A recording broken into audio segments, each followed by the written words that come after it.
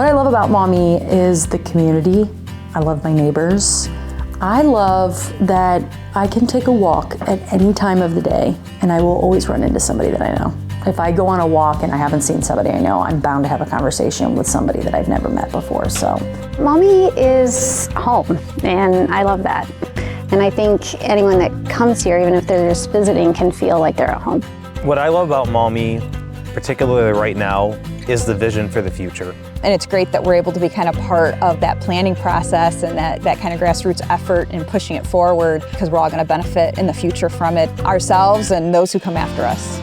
It's a great town, love the town. There's a sense of neighborhood here, and there's a sense of community with fellow citizen patrons. It's a nice community. People, I think, here to help. We love it here. We love the town. I love being by the river because I'm a big fisherman, and I like that access that you have a nice river flowing through town. And we've been here, even though our kids graduated and have moved on 8-10 years ago, we're still here. What's not to love about Maumee? Really. It's just a small community that isn't too large, and it's not so small that, that you can't get things done. What I love about Maumee, I like the people. Nancy, my wife, and I picked this town intentionally to raise our kids here. It was a mixed group of blue collar and well off, and just about everybody you could think of, a melting pot in Maumee. It wasn't one kind of suburb or another. It was a neat town. It's been a great place to raise our kids. Well, Maumee was founded by guys who came in here to take a risk. People came in here and saw this as a great opportunity to trade. Guys set up right behind me on the other side of the bridge. At the top of the hill, there were several traders set up. They would trade goods to the Indians for furs.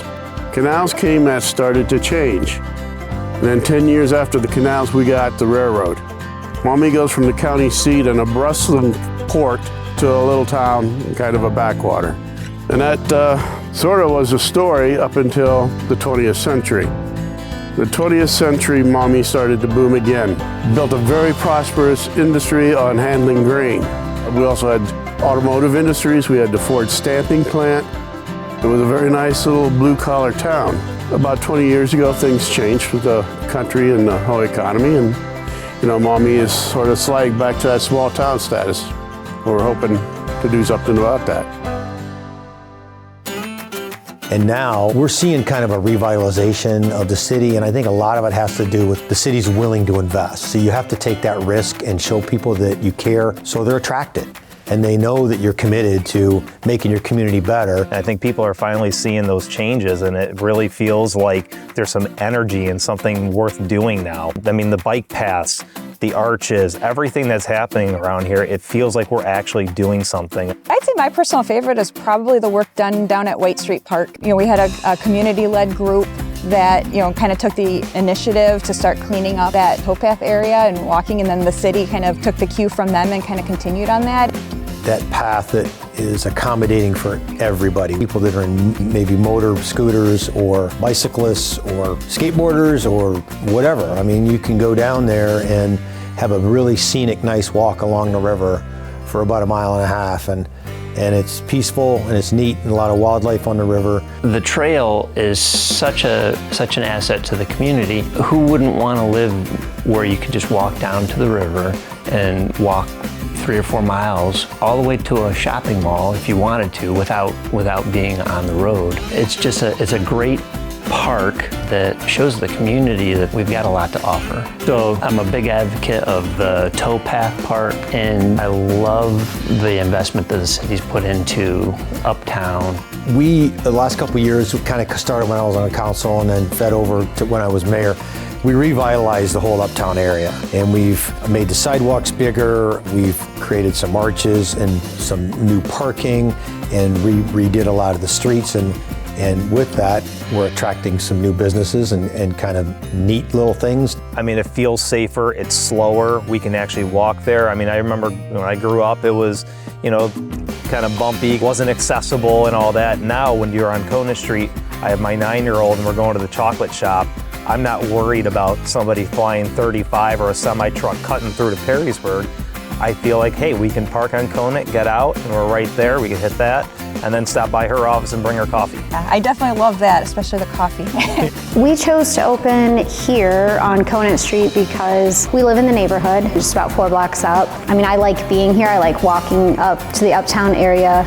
And also sort of the vision that the city has moving forward was a big motivator because, you know, the more people that are here, the more restaurants that are here, the more people want to come to my restaurant too. This was always like a little dream in the back of my head to live in Uptown. And so when the opportunity for this house came up, looking at the neighborhood, it felt like the perfect location for a B&B. The fact that it was close to town and there were coffee shops and restaurants. And I think all the improvements to Uptown are beneficial. Having places for people to sit and gather, I think, are really important, especially in small communities.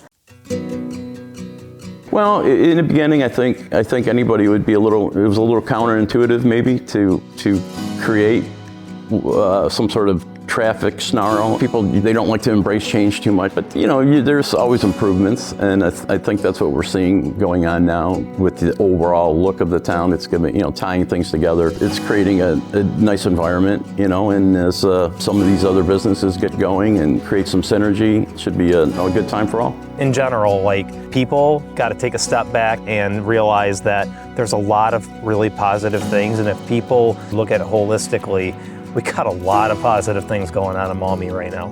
And luckily, the not so good is kind of behind us. Honestly. We're wrapping that stuff up. You got to crack some eggs and make an omelet. Like, that's just how it goes. You know, change can be hard for some people that are used to certain things, but the changes that are going on are for the better for the residents, really. I hope Maumee continues on this path because I think that this area right here is going to be a fantastic sort of entertainment district where, you know, we can see more people walking the streets and checking things out and stopping in different stores, and, you know, just continues. My hope for the future of Maumee would be that the community continues to gain strength, and we continue to look out for each other. We continue to build this beautiful web of connection for us to become more of a destination and not a pass-through. For the short time that I'm in the position that I'm in, I just want to be able to do the things that's going to help Maumee be sustainable and prosperous. That's my only goal. I want the community to get together and agree that we should expand and move forward. And I'd love to come back in 10, 15 years and see, you know, what's kind of happened. Probably the best thing for me, the biggest reward would be look at that and say I was just part of that. I was part of helping make that happen, and that's a good thing. My hope for the future of Maumee is that the momentum keeps moving the city forward. With the start of the revitalization, that's going to bring in more business and propel the city forward for another century. My hope for Maumee is that we take a step back and really appreciate what we have and what we're moving towards, because honestly, we are in a really great place, and I think we should be proud of where we are and what we have coming in the future. What I hope for Maumee is we kind of get back to that supportive bubble. We may not always agree, but we can always work through it, and we make sure that we're at least moving in the same direction, and I think we'll get there. Historically, the people of Maumee have always had sort of a pioneer spirit. They capitalized on the canals, the railroads, the new changes. When we quit doing that, we're going to wither away. So I think we need to keep that pioneer spirit going.